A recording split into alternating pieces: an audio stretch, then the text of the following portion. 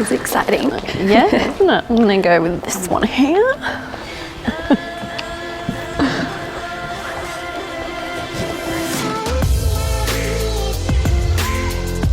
I'm Krysti Henderson. I'm Sarah Zaradnik. And we're the design managers at Alchemy Construct. We've got a couple of questions to ask each other and we haven't seen what's on each other's sheets, so Took a peek. that's cheating. Okay, well then I'll ask your question first. What is your least favourite part of a project? Oh, actually I'm going to think about this one from an architectural perspective. Probably the early stages of design, just because there's a lot of back and forth. And you spend a lot of time working up a design and then have it being critiqued or rejected and having to rework it. So I'd say the early stages of the design concept. I'm definitely a bigger fan of the refinement of the design at a later stage and then the delivery of those works, because there's less back and forth. You've moved to the dark side. There's a perception that architects and builders don't see eye to eye. What's the truth? Ooh, these are very hard-hitting questions. First of all, I think the dark side is probably a bit of an older term for the construction industry. I think it's changing quite a lot.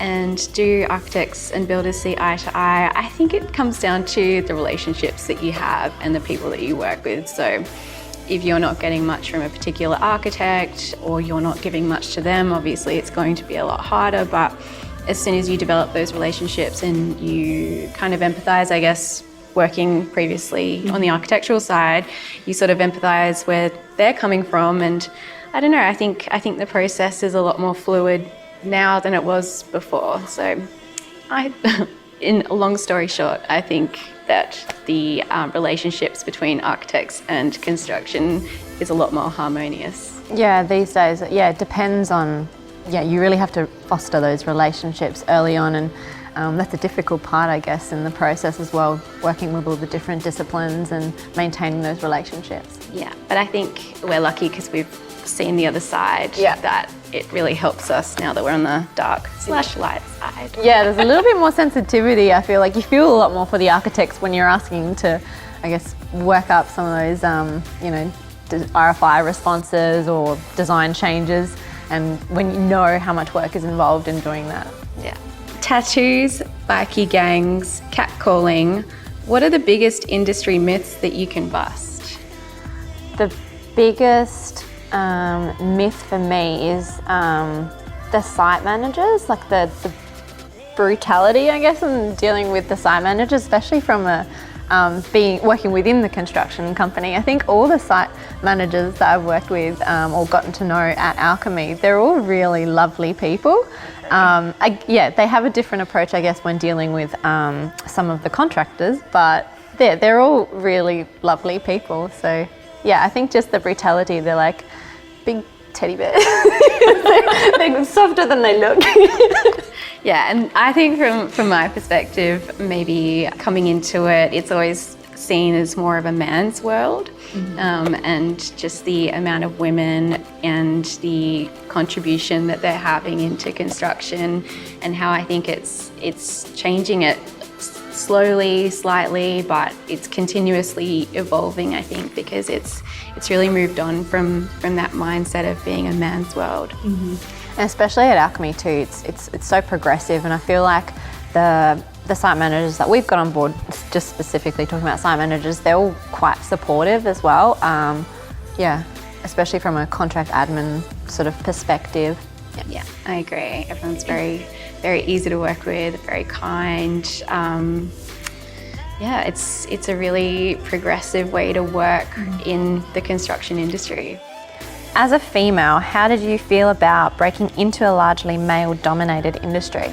At first it was a little bit scary, only because not necessarily the factor that it was male-dominated, because I think working on the architectural side, having been involved in quite large projects before and having a lot of direct communication with the builder for years, because the project was so big, it wasn't the aspect of the men that I found confronting. It was making that leap. So I felt very comfortable in architecture, and then to try something new and to get out of my comfort zone, even though I felt like I could do it and it would be a great challenge, it was still hard to initially make that jump. But I haven't regretted it for 1 second. Yeah, I think for me personally on this one, I felt like it would be a little bit difficult coming into, I guess, the boys' club, which some of the other construction companies, I know, still quite largely have. So yeah, I guess for the companies which are more progressive and do have a larger split of females, it's easier to come into that, and you know, we can almost develop a girls' club to some extent. Yeah, that was the really nice thing about coming to Alchemy. Before being hired, I already knew about all of the principles that they were putting into place. Like, it wasn't even like they were talking about getting women into the industry. We were already at 25% exactly. when I came on board. Now knowing that we're moving to 50%, like at that, for me, really sold the idea that this would be a really like safe space to come into, and I didn't have to come in with the preconception that it was the man's world, because I knew just from the chats that I'd had before coming on board that this wasn't that type of place, and I didn't really even think about it. Yeah, you almost don't really notice it at Alchemy because the split is quite equal. It's more when you're dealing with you know, the contractors that you're trying to engage, and yeah, the guys on site still, because that is still largely male dominated. But in the office, you definitely don't notice it. In fact, I feel more empowered because we have got so many women, and it's such a great diverse breakup of everybody. She's, he's, theys and gays. Love it. What is the benefit of architects working on the builder side? I'll ask on behalf of both of us because I think we can answer this one. Well, we have talked, this one comes up quite frequently. So probably the understanding on the architectural side, and the consideration of the amount of work that's required as well, I would say. Yeah. Oh, and you can also provide a deeper insight, I guess, in terms of value engineering opportunities, and where there's the potential to challenge design decisions potentially, or find material substitutions which would still retain the design intent as well. And I also have found that on the couple of projects that we've been involved with to date, having that earlier involvement and being involved in the discussion, understanding the rigor behind the design intent, not only from the architects who are designing it, but from our understanding from our, you know, past careers, is that the intensity of maintaining that design intent is always at the forefront. And although we always look for, you know, value engineering or try and find areas within the project that we can make allowances on here or there, like it's always in mind with the design integrity. Yeah. So I think that's a really important thing to maintain. Yeah, and it kind of gives you a better understanding of what you're likely to be able to get across the line and what's just you've got no chance of getting approved. It's not going to get approved. Yeah, I'd say just identifying potential compliance issues, because you might have dealt with them on like previous other projects. So getting onto those early on. Risk as well.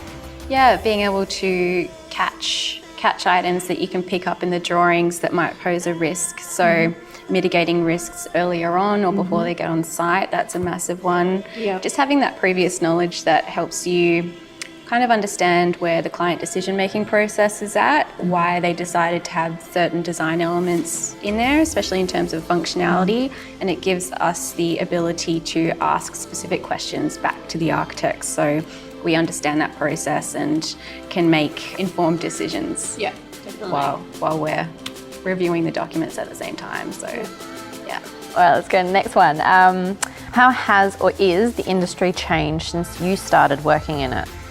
I'd say that probably there's a larger focus on getting females into the industry.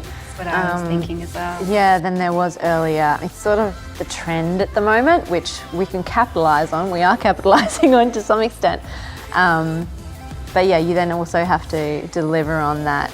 So I feel like there's a little bit more pressure to sort of step up to the plate almost. on our behalf. Yeah, and I also think the types of buildings that people get involved with. So, for example, we are buildings of impact, and the integrity of the work that we do, it's kind of like it's more specifically driven towards projects that we believe in rather than just in and out. Like I think we're becoming more sensitive to what does this building mean? How can we make sure that it's here for a really long time? What is the best that we can do for the project and for the community? And I think there's a lot more thought behind the construction industry and also the architectural industry as well. If we go back to, speaking about our backgrounds, like, having Green Star rated buildings. Yeah, the sustainability of it as well. There's a massive, there has been and there is continuing to become a stronger interest in the sustainability initiatives. Yeah, and I think that kind of filters throughout the whole construction and architectural industry, and it's a really important thing. I'm glad we're finally picking up on it as a human race. Yeah, and it's becoming more regulated as well, Yeah. more enforced, definitely. Is the builder side what you imagined? I'd like to say at Alchemy it's better than I imagined. No, but really it is. I wasn't quite sure what to expect coming in. I had a vague idea having worked on site. And I guess it depends on the company that you work in as well, but there's just a lot more support within the construction industry, and working under, or working with a lot of males as well in the industry. It's more supportive than you'd think, and it's more, it's been a more easy transition from architecture. I think that was the most surprising thing because, taking the leap from architecture into construction, I was worried about if I had enough knowledge coming in, or if I would really find it as challenging as I wanted to at the time. But it's actually been, a lot easier to move into the construction industry. There's quite a lot of overlap, and you almost get, especially in our roles, you get more of a holistic insight of how some of the tasks you were asked to do on the architectural side, you understand why you were doing it and at what stage of the project sort of that falls into, and the reasoning behind it. Yeah, I think the skill sets go hand in hand, and whilst we're learning a lot more, we're also teaching at the same time. Like, it's a really nice relationship because it feels so collaborative, having the opportunity, I guess, to get the insight that we don't really have that chance to see when we're only on one side of the fence. So. Yeah, and it's also a really good idea for the construction companies to, take on this, experience from the people that they're hiring, which come maybe straight out of architecture, because it does provide a different perspective, and there's a lot to learn on both sides, not just from the architects coming into the construction industry, but also, from the construction industry taking on more architects. Like for us specifically, I guess it's more relevant, and what we can bring to that. What are common design issues that crop up, and how can you mitigate and help alleviate them? So I think this one falls back to what we were talking about before, which was a lot of, not a lot, but some risk items that can be captured before the project gets out on site. To give specific examples, just anything that might fall under like accessibility issues. So like the safety and design is one that's pretty heavily mythed. I have to say, even from an architect's perspective, I don't remember it being as much of a priority when documenting or designing as it probably should be, given the amount of risk that the builder actually does take on, which is a lot. That actually surprised me coming over, because when we are designing on the architectural side, we're trying to cover all your bases as you do, and then sometimes the safety and design element is always it's there, but it's not as rigorously, I think, tested as when you're out on site building the project, and then it's kind of laid bare in front of you as you're constructing that, maybe this has been missed, and trying to capture those things before we even get out to site. And the implications, like cost implications that comes with as well, if something hasn't been really considered and the redesign involved to then make that work. Yeah. But it's always easier to change a drawing than it is to change the building. Yeah. Yeah, I guess starting the conversations of safety and design early on and having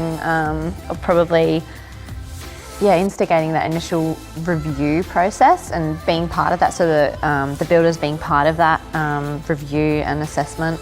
Yeah, I think that's been quite handy actually, doing a really thorough QA process on the documentation before we start, delving into the finer details, just to understand everything that could be a potential issue on the project, and capturing that early. It's kind of thinking like a builder, but looking through the lens of an architect. It's a good balance actually, because you want the best out of the project, and to do that you have to think both ways and how that can drive the best outcome. Yeah. Cross-checking all of the consultant drawings as well. So even though that generally does fall on the principal at the time, it's always good to have a fresh set of eyes across all the documents. So yeah, that falls under the QA, I'd say. But yeah, definitely I think there needs to be a bit more ownership on the architectural side, I guess, on the consultant side, because it comes down to timing as well, and having the time to review to allow that coordination to take place. But definitely when the documents do come across to the builder side, the coordination side of things, I think that's a probably underestimated coordination process. And then that's when your relationships with the architects come in. So yeah, everyone needs to be friends. Yeah, the better coordinated the drawings, the happier the builder and the contractors when you're trying to procure. Yeah, definitely. What are the benefits you can bring to your clients? I think the reduction in variations through that QA process that we were just talking about. Yeah, For identifying issues early on. Yeah, definitely. Also, retaining the integrity of the design intent. Yeah, because they sign up to a set of drawings, and if you come on site as the client at the end of the project, if it's not what you signed up for, it's not ideal. Yeah. And also I think just trying to make the process as smooth as possible for all parties involved, and really trying to keep those relationships as well. That's what I found to be one of the most challenging things when you're dealing with all the different disciplines. But I think it's quite important in terms of the outcome of the building, what you deliver, because if the energy's there and everyone's on the same page, everyone's thriving to, achieve a great outcome, then you ultimately get a better building. Yeah, 100%. I wonder if this will entice more females into the industry, or architects into the industry even. I hope so. It's a call out for all lady architects out there. Come on over. Come over to the dark side. All right, I think that's it for us now. That's a wrap. That's a wrap. Let's go.